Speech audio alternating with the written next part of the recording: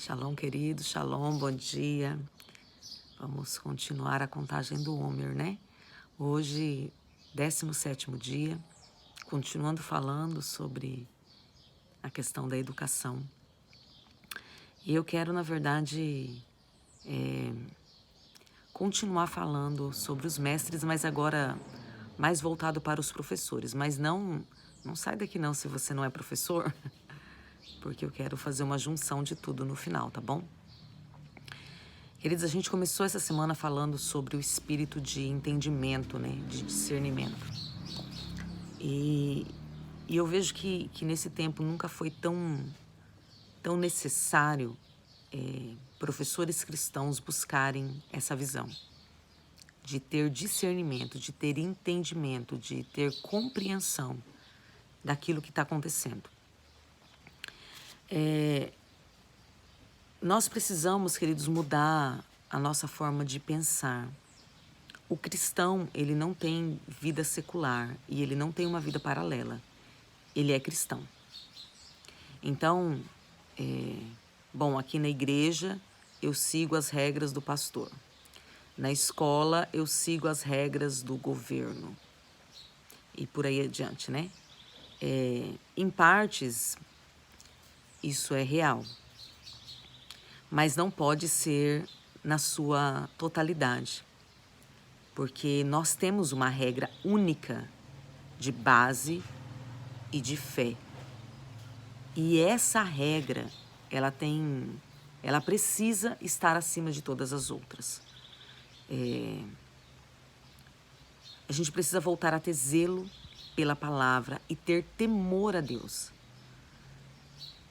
Não pense, né? A gente não pode pensar que o Senhor vai levar em conta de que determinadas coisas eu fiz, ou falei, ou pensei, ou ensinei, construí uma vida, porque aquilo era o meu secular, aquilo era a minha fonte de renda. Aqui, queridos, a gente já pode e precisa quebrar princípios errados. Toda a nossa fonte é Deus, ok? Deus, inclusive, ele é a nossa fonte de renda. Deus usa o seu trabalho para te manter. Mas se você não tiver este trabalho, o Senhor vai usar outro. E vai usar outros meios. Se a sua vida estiver fundamentada no Senhor, pode ter certeza. Nunca houve um justo desamparado, nem a sua descendência vai mendigar o pão. Isso é a palavra do Senhor, queridos. Ele é fiel para cumprir tudo o que foi falado. Ele é o Senhor. Ele é a maior autoridade. E por que eu estou falando isso? Porque ontem eu até falei que a gente fica muito coagido com as trevas. E não pode, não deve ser assim. Queridos, nós somos o exército que tem que ir à frente. Que tem que dar direção, que tem que mostrar o caminho. Nós não somos massa de manobra. Nós não somos, como eu falei ontem também, né? Deixa a vida me levar, a vida leva eu, e tá chegando na onde tá essa vida leva eu. Então, chegou um tempo onde nós precisamos tomar as rédeas. E daí aqui, professores, pais, igreja, nós precisamos andar em comunhão e unidade, para que essa esfera de atuação, agora olhando como a educação num âmbito nacional, seja um lugar tomado pela glória, seja um lugar tomado pelos fundamentos. Ontem eu também falei de que eu conheço somente 3 pessoas que fizeram faculdade e não se perderam no período da faculdade. E por que isso acontece, queridos? Porque os mestres, porque os professores, eles fazem parte do que a gente leu em Ezequiel ontem, mestres da destruição. A faculdade deveria ser o quê? Um lugar de formar um profissional, certo? Só isso. Não deveria ser um lugar de impor cultura, religião e de criar ateus. Afinal de contas, você vai para a faculdade para aprender uma profissão, porque você precisa de um ensino, de uma construção, de um certificado para exercer algo lá na frente. Mas por que está dessa forma, queridos? Porque nós deixamos. Nós deixamos que isso acontecesse. Nós não nos posicionamos. Volto a dizer, a gente se tornou passivo em vez de pacífico. O Senhor fala: no que depender de vós, tem de paz. Isso não quer dizer que nós devemos ser fantoches. Nós precisamos voltar a amar, temer o Senhor. E a educação, queridos, é uma ferramenta que o Senhor pode usar com muito poder. E a gente começou essa semana falando sobre o espírito de entendimento, né? E eu creio, queridos, que chegou um tempo muito propício e muito necessário, aonde os professores cristãos, eles precisam ir para o Senhor buscando esse espírito de entendimento, de discernimento, e falando assim: Deus, como viver contra o sistema?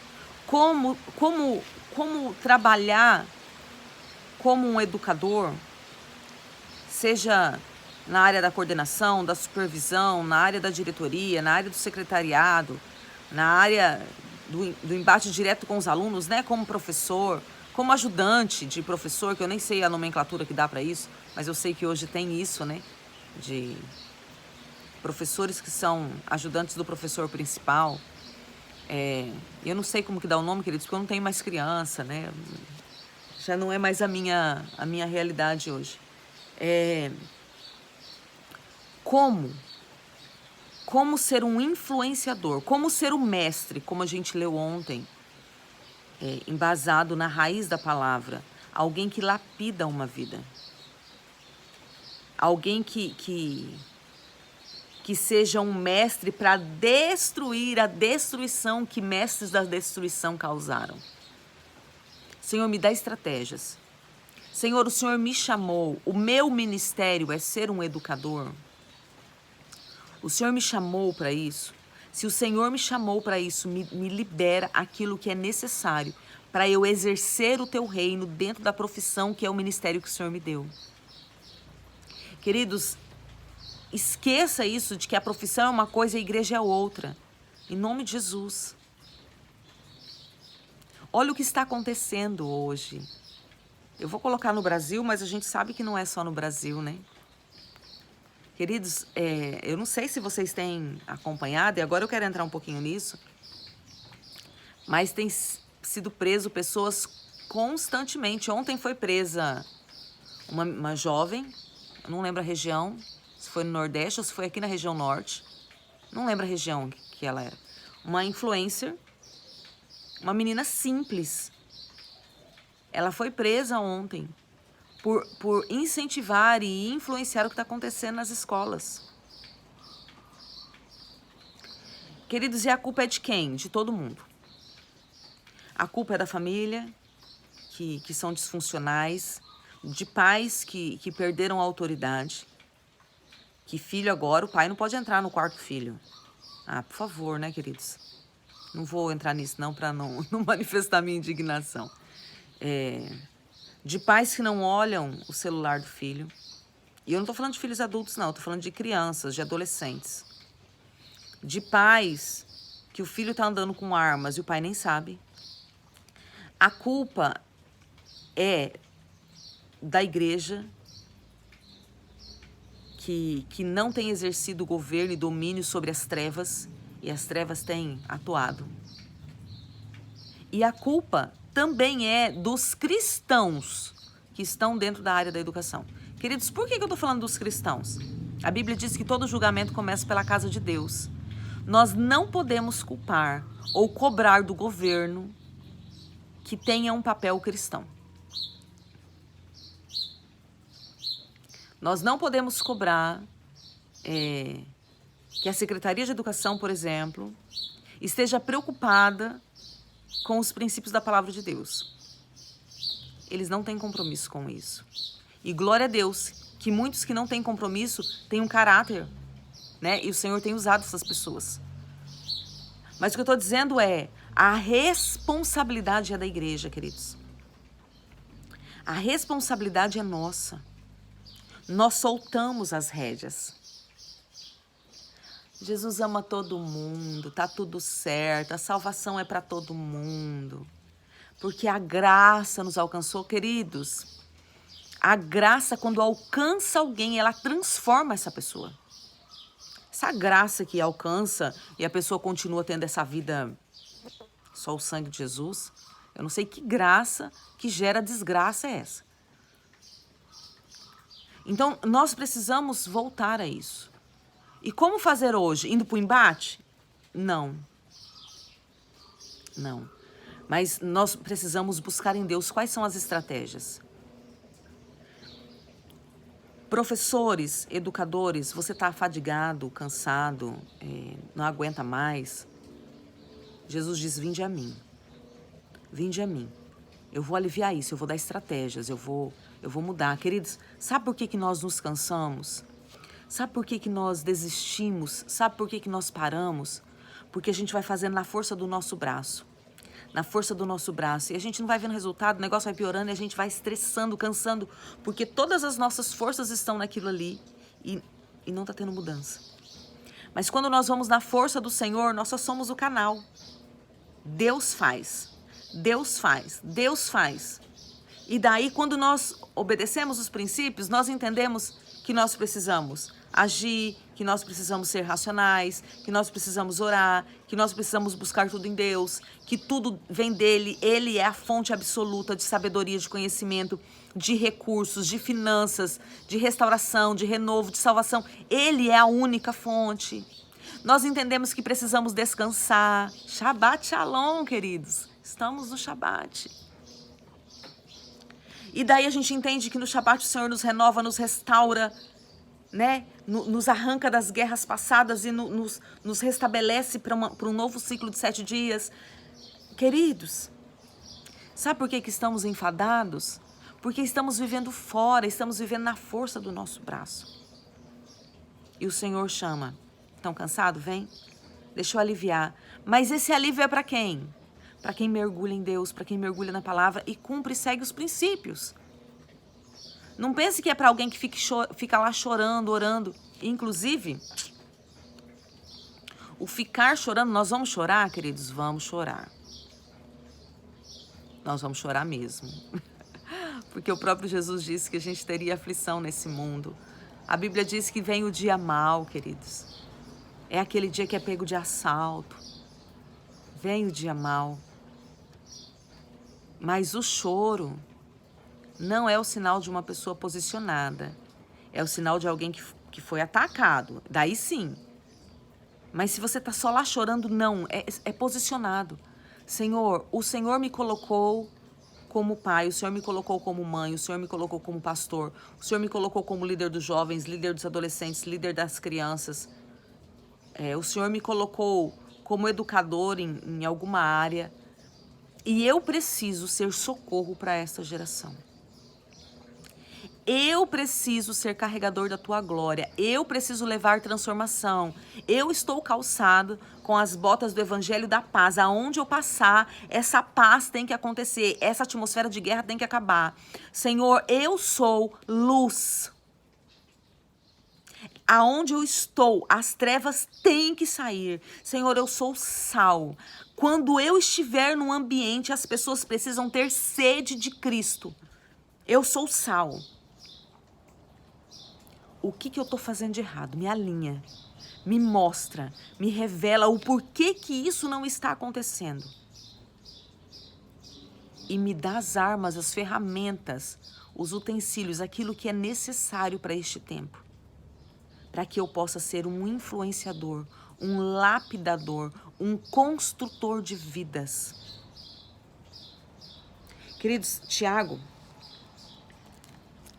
3, versículo 17 diz assim: mas a sabedoria que do alto vem é primeiramente pura, depois pacífica, moderada, tratável, e ela é cheia de misericórdia e de bons frutos, sem parcialidade e sem hipocrisia.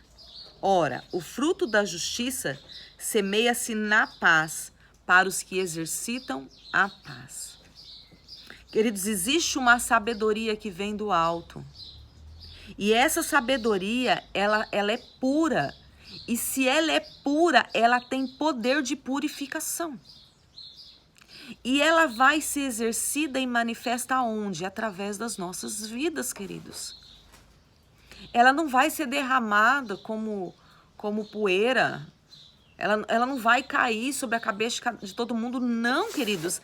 É uma forma de sabedoria que vem para os do Senhor. Meu Pai, a igreja, queridos, você que atua na área e você é igreja, você não pode andar perdido. Se você está perdido, se você não sabe o que fazer, que tipo de luz tem em você, em nome de Jesus. Queridos, pode acontecer de vir uma situação e você falar, eu não sei o que fazer. Daí você dá aquela pausa, você vai buscar o conselho do líder, você vai orar e vai ter resposta. Vai ter resposta. Agora você está aí 1 ano, 2 anos, 3 anos perdido e as trevas dominando. Dominando salas de aula, dominando escolas, dominando bairros, cidades, nações. Como isso? Existe uma sabedoria que vem do alto, então ela é pura, ela tem poder de purificação, de purificar. Ela é pacífica, ela tem poder de trazer paz nessa atmosfera de guerra. Ela é moderada, ela tem moderação, equilíbrio. Ela é tratável. Tratável, queridos, ela não é obstinada, ela não é extremista, ela é tratável, moldável, maleável. Ela é cheia de misericórdia. Pais, pastores, professores, educadores, vocês têm sido cheios de misericórdia? Nós, porque eu também sou pastora, temos sido cheios de misericórdia. E daí aqui eu já quero pegar e trazer uma correção aqui, queridos. A misericórdia não é a anulação da semente plantada. Ok? Por exemplo, o jovem, a gente está falando a semana da educação, tá? Então eu vou tratar disso.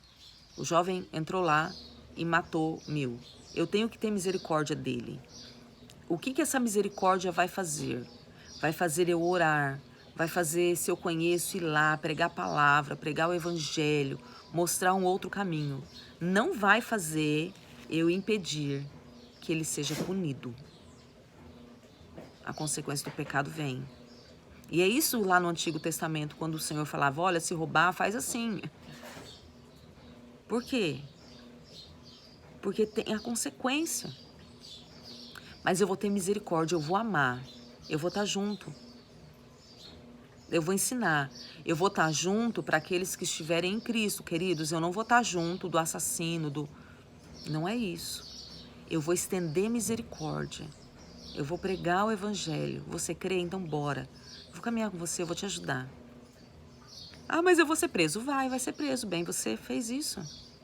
Você tem que arcar com isso. Você tem que ser maduro agora. Você não foi maduro para cometer o crime? Você tem que ser maduro agora para colher a semente. Essa semente que você plantou, você tem que ser maduro para colher ela. O ter misericórdia é o estender a mão. É o ser o mestre. Vamos lá, Jesus tem misericórdia de nós? Tem. É lógico que tem. Muita misericórdia e paciência, né? Ele estendeu a mão para nós quando nós éramos ainda pecadores? Sim. Ele nos amou? Com certeza. Nos comprou. Ele foi mestre nas nossas vidas, nos ensinando, nos lapidando, nos construindo, nos destruindo.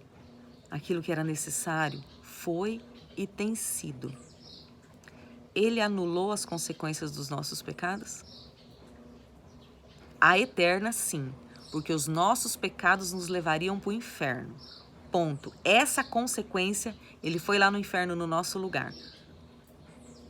Rasgou o escrito de dívida que era contra nós e deixou uma placa. Andréia, você não precisa mais entrar aqui, eu já vim no seu lugar.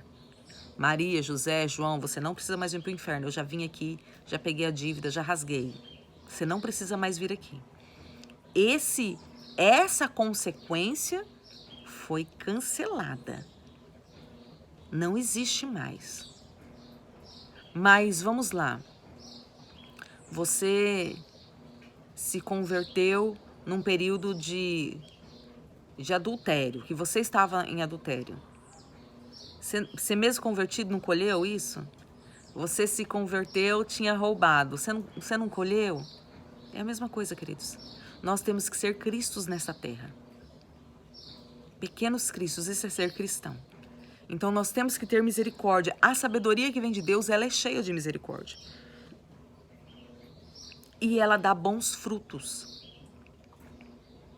Então, quais são os frutos? E daí, queridos? Fruto. Eu tô aqui ministrando na varanda da minha casa e eu tô de frente pro quintal da minha casa, pro fundo do quintal da minha casa. A rua tá aqui atrás, eu tô de frente pro fundo. E aqui à minha esquerda tem um pé de acerola. E nesse momento ele tá com muita fruta, bastante fruta vermelhinha. Como ele tá dentro do meu quintal, quem tem acesso somos nós. Mas as aves, ali tá, se vocês prestarem atenção nos vídeos, vocês vão escutar constantemente passarinho. É tudo do pé de acerola, eles estão ali se alimentando. Se esse pé de acerola fosse num lugar aberto, todo mundo teria acesso ao fruto, não seria só os da casa. O que eu quero dizer com isso? Tem frutos, porque a sabedoria que vem do alto, ela tem bons frutos. Tem frutos que vai ser manifesto e vai estar mais guardadinhos, serão mais reservados. Mas a grande maioria dos frutos, todos irão se alimentar. Não é só a igreja, não é só a família, não é só aqueles que estão perto, é aqueles que estão com fome.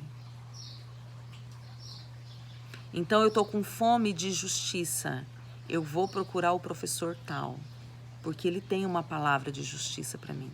Eu tenho fome. Eu estou com fome de vingança. Vamos colocar uma coisa extrema de pecado? Colocando o ímpio? Não, eu vou procurar aquele professor ali porque ele tem fruto. Só que daí, queridos, vamos lá. Quem já foi nutricionista, quem é geração saúde aí, já deu para ver que eu não sou, né? Tô tentando me tornar. Cuidar do templo. Mas quem é geração saúde sabe que uma fala geral é: nós somos aquilo que comemos. Ok? Então, se você, educador, tiver a sabedoria que vem do alto e der bons frutos, eu não estou dizendo que você vai ficar pregando na sala de aula. Você consegue entender isso? Eu não estou dizendo que você tem que ficar orando, ungindo, embora você pode fazer, né? Discretamente, unge a mão. Discretamente ora e fala: Senhor, em nome de Jesus, coloca anjos na porta dessa sala de aula. E esses anjos que proíbam os demônios de entrarem, que entre só os alunos. Que todo espírito familiar, que todo demônio, que fique para fora. Eu não aceito dentro da sala. Você tem autoridade. A sala de aula é o lugar que o Senhor te deu. Mas isso é outra parte. Aqueles que entrarem, que comerem do que sai de você, serão lapidados, serão transformados. Queridos, nós já vamos encerrar. Nós precisamos nos unir. Professores, monte um projeto. Um projeto paralelo à escola. O Senhor pode te dar essas armas. Leve para o seu pastor, fala: olha, eu estou enfrentando essas guerras na sala de aula. Pode incluir isso na equipe de intercessão da igreja? O Senhor está me dando um projeto para eu atuar como igreja na escola. Eu preciso de cobertura, eu preciso de direção, eu preciso de orientação. Igreja, se envolva nisso. Se envolva. Família, se envolva. Seja responsável pelos seus filhos. Se envolva. Professores, derrame a vida de Deus. Dê bons frutos. Se você está no que eu falei, cansado, sobrecarregado, não aguenta mais, dá uma pausa. Eu não sei para vocês, mas eu acredito que é geral. Mas aqui no estado tem um negócio chamado licença-prêmio. Mas eu acredito que é geral, tá? Eu acredito que é uma lei federal, não sei. Posso estar enganada. Mas eu vou colocar como estadual, porque no estado eu sei que tem. Licença-prêmio, que são 3 meses, né, que você pode se afastar. Se afasta, mas não se afasta para ir tirar férias. Crente não tem férias, não. Crente tem que ter descanso, tem que ter diversão, pode ir pra praia, pode brincar. Mas esse negócio de tira férias e se esquece, se desliga de tudo, queridos, isso não é de Deus, não. Nossas férias é na eternidade. Não é agora, não. A gente tem que lutar o bom combate aí. Mas tire esse tempo para se alinhar. Tire esse tempo para mergulhar em Deus, para falar assim, olha Deus, eu tô tudo bagunçado. Sabe? E não é para você ficar focando no problema e ficar com dó de você mesma. Ai, coitado de mim, como eu sofro. Queridos, não. É, Senhor, olha, eu preciso desse tempo. Eu me perdi em algum lugar aqui. Eu preciso me realinhar, me reposicionar. Preciso ser lavado pela palavra. Mergulha na palavra, queridos. Mergulha. Sabe? Se não consegue sozinho, procure um psicólogo cristão. Cristão, queridos. Que vai te orientar de acordo com a palavra. Pelo amor de Deus, queridos. Em nome de Jesus. Vamos ter postura. Porque a psicologia também... a psicologia é igualzinho o seu trabalho. É só um braço que Deus pode ajudar. Mas se a nossa fonte não for Cristo, a psicologia não pode nos ajudar, não. O psicólogo cristão, ele vai trazer tudo do céu. Em nome de Jesus, né, psicólogo? Você vai trazer tudo do céu. Você não vai trazer a psicologia foi só uma arma, né? Em nome de Jesus. Em nome de Jesus. Não é da cultura da psicologia que você está ensinando ninguém, não, né? E ajudando ninguém, não. Você está ensinando com os fundamentos do céu, né? Então, o psicólogo está ligado a uma fonte que é Cristo. Mas o psicólogo secular também está ligado a uma fonte, queridos. Daí você está recebendo o quê? Mas isso aqui é assunto para outro momento. Busque ajuda. Vai fazer cura, libertação. Não se assuste não, libertação é para crente, é para nós mesmos. Vai, Senhor, olha, eu tô com o coração cheio de raiva, de medo, de amargura, de ansiedade. Se realinhe. Refaça a sua visão. Senhor, eu não estou neste lugar como uma profissão. Eu estou neste lugar como um propósito, como um ministério. E daí, como ministério, eu não posso usar armas naturais. Eu preciso usar as armas espirituais. O que o Senhor tem para mim aqui? E seja um instrumento de Deus com a sabedoria que vem do alto. Com a sabedoria pacífica, equilibrada, moderada. Com a sabedoria cheia de misericórdia que dá bons frutos. Nós podemos, queridos, ser reformadores, transformadores, lapidadores. Nós podemos trazer a glória de Deus para a terra. Que o Senhor te abençoe, que o Senhor te guarde. A gente volta amanhã, no domingo, para mais um dia da contagem do Homer. Mas que o Senhor traga muita luz sobre você. Muita luz. Para confrontar todos os enganos que tem ainda no nosso coração da cultura deste mundo. Que você receba muita luz do Pai. Que a luz de Cristo brilhe no seu corpo, na sua alma e no seu espírito. E que essa luz te dê muita direção, muita estratégia. Em nome de Jesus. Shalom, shalom, queridos.